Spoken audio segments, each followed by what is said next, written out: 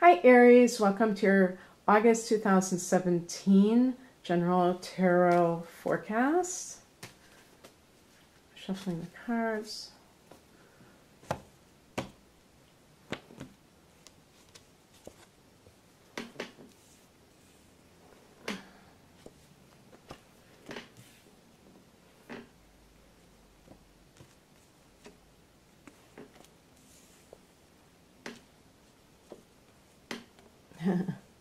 We've got some doozies in this reading, I'll tell you.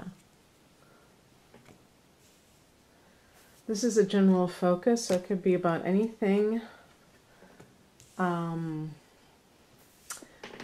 Well, this appears to be a relationship issue without getting too specific about it. I do have love readings already for your sign already on my channel, and you can compare it. I don't remember what I do, you know, for those readings. I don't remember the cards that I draw, so I can't help you with that. I'm trying to think astrologically about this because we have the Tower card as the, you know, as the focus. You know, it's kind of funny because you're a sign that tends to be very open in life. So, and I think that you're also a sign that tends to be very good at going with the flow, or, well, I mean, it's not like you're just mellow going with the flow, but rolling with the punches, okay? So if anything comes up that was unexpected, I don't think you're the type to just be like, oh my God, now what do I do? I feel like Aries is like a soldier, so they're constantly prepared for battle, constantly prepared for whatever comes their way. So I don't think like the Tower is really something that would freak you out. As a matter of fact, I think like the Tower for you is kind of a reality check. And it's going to release you from prison. A prison of a job. A prison of a relationship that is really toxic. We have in the past position the Eight of Swords. This is a person who looks like they're bound and what's the equivalent of being gagged? Blindfolded. Looks like they're gagged too. Yeah, they can't do anything. And, you know, this card is connected with a self-inflicted or self-imposed kind of self-imprisonment because of your own attitudes. The swords are your thoughts, your attitudes. So something has made you stay in a situation long past its due date.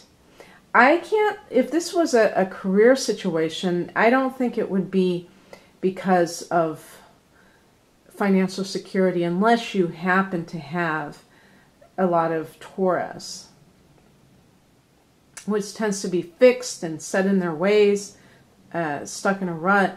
But if you're the average Aries person, if you stay somewhere, it's because you're getting something from it that relates to, I don't know, maybe just feeling this. Well, you know what? I'll say this. Maybe this is only for certain people who do have limited beliefs. And of course, Aries is going to have some people like that as well. It's just not typical for you, but some of you may have those limiting beliefs. I don't know what I was saying because everyone can have that. It doesn't matter what sign you are. It's just that it's atypical. And this is going to be a way to release you from that bondage. And in relationships, and there are many, many reasons why people stay in these relationships. We have right now the Queen of Cups. So this is about a very intuitive and passive influence in your life. I mean, obviously this could be an aspect of you which would be totally out of character, because this is very internalized. This is double feminine, and Aries as a masculine cardinal influence, fire sign influence, tends to be very active, very go for what they want, and not someone who tends to be reflecting all the time on what they've done and maybe taking time to meditate or something like that, something that's quiet. This is, like I said, intuitive. So it could have been that you were in a state of denial and now you are knowing from a more spiritual point of view. Maybe you don't have proof of something, but you know because something has happened. So typically, there are cards here that suggest a marriage. And typically, when I see a card like this, I think of someone cheating and finding out about this and being totally taken by surprise because you assumed that you knew what the relationship was about. Aries people get into this situation not infrequently because of the tendency to be self-absorbed. And I have been saying this because I'm a fire sign too. I'm a Sagittarius. And as fire signs, the self-absorption isn't just sheer narcissism. It's wanting to be an individualist and wanting to experience life from your own terms and being very independent.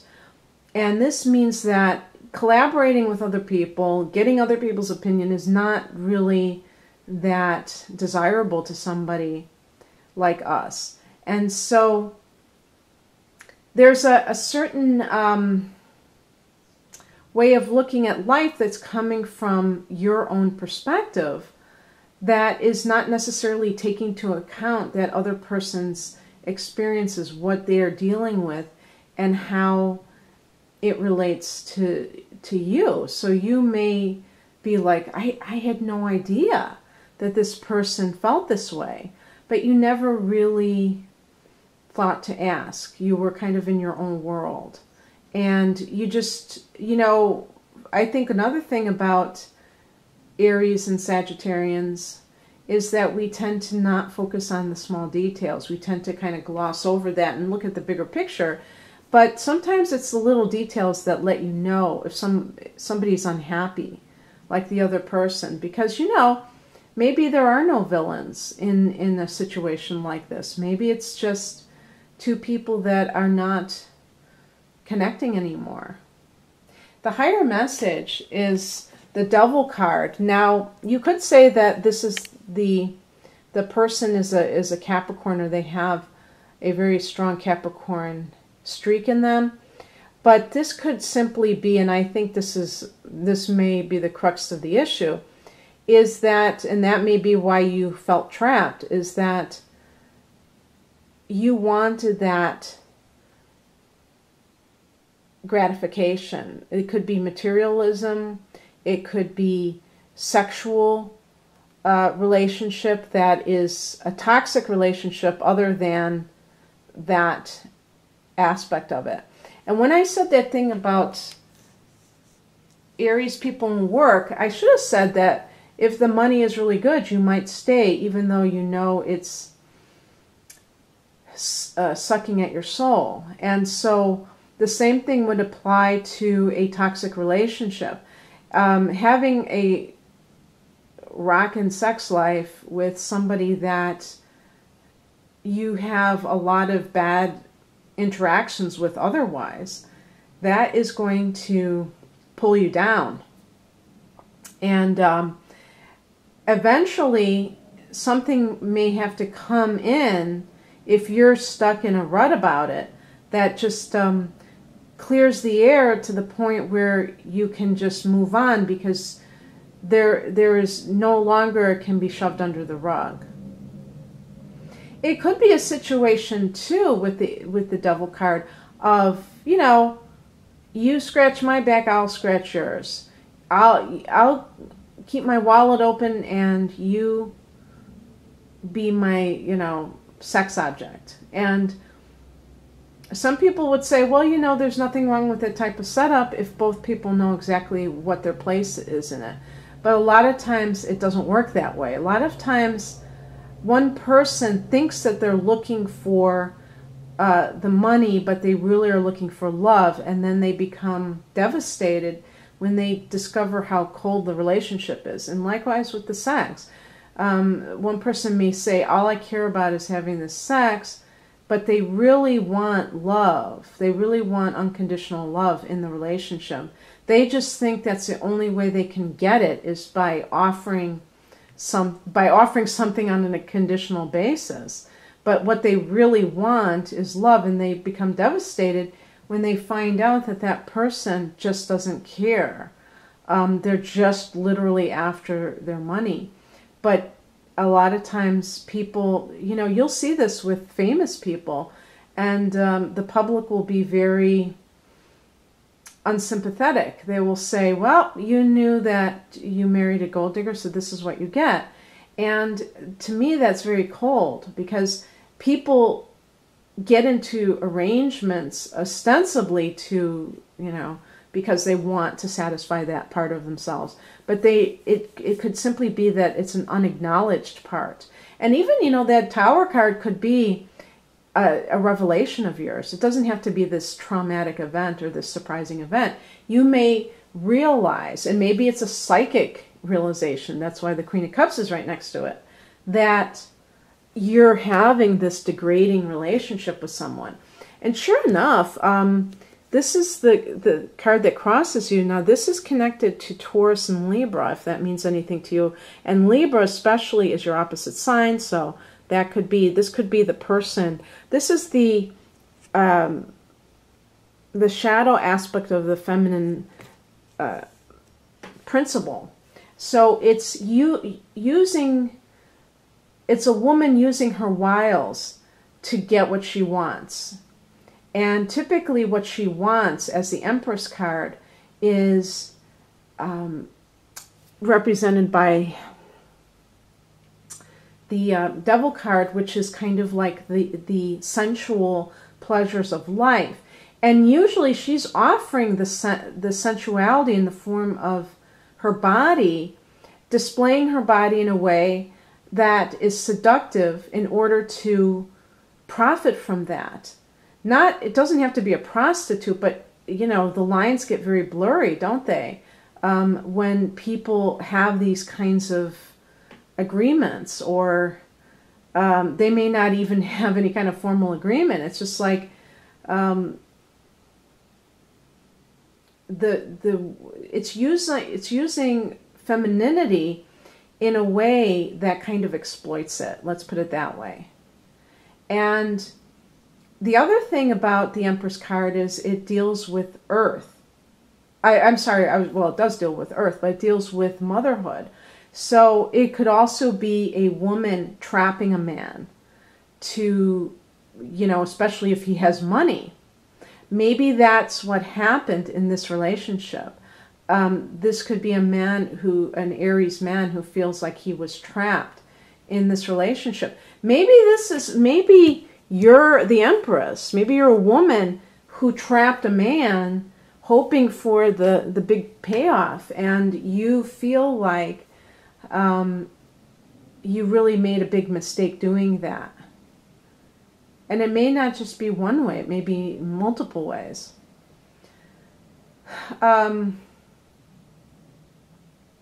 Also, you know, like with work situations, this kind of thing can be about selling your soul for a buck and not utilizing your creative gifts because you just want to make as much money as possible. Maybe you're an artist and you're exploiting your art, or you're not even doing it, okay? But getting back to the scenario of the Empress in reverse, it can be the mother trapping a man in order to you know, get him to marry her, but also using the child as a pawn.